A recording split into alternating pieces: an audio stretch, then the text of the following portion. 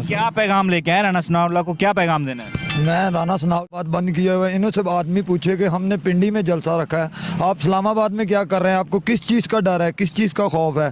खान साहब का डर है। इंशाल्लाह ये सब खान साहब हैं, ये सब इमरान खान है। आप एक इमरान खान नहीं, ये सब इमरान खान के साथ आप मुकाबला करेंगे इंशाल्लाह। हमें पूरी उम्मीद है आने वाले दिनों में राणा सनाउल्लाह को इंशाल्लाह सबसे पहले इसको ही फांसी होगी और इसको बच्चा बच्चा थप्पड़ मारेगा। और ये जो घटिया हरकतें कर रहे हैं, इस हरकतों की वजह से होगा। अच्छी भली इज्जत थी, जरदारी के पीछे लगे थे, अब खुद जरदारी बने हैं। अब जरदारी को आगे लाएं तो सही, पहले मैं इन्हों को मान जाऊं कि जरदारी इन्हों की बात मानता है कि नहीं मानता। ठीक है, देखिए जब इमरान खान ने बोला था इस्लामाबाद आने के लिए तो 20,000 पुलिस वाले राणा सनाउल्लाह ने यहाँ पे तैनात कर दिए थे।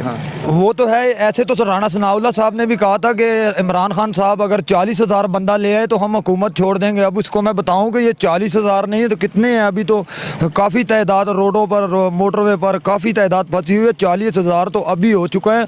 खुदा के लिए ये हमारी जान छोड़े, ये चोर, ये जो सब लुटेरे इकट्ठे हुए हैं, इन्हों को मैं कहना चाहता हूँ कि मैं भी NA 108 मियाँ फ़रक हबीब के हल्के से जनरल सेक्रेटरी हूँ।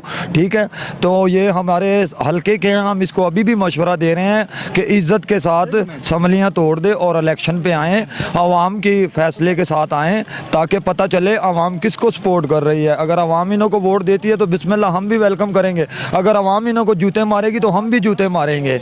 ये इन्हों के लिए सबसे बेहतर बेस्ट यही है कि ये इलेक्शन करवाएं।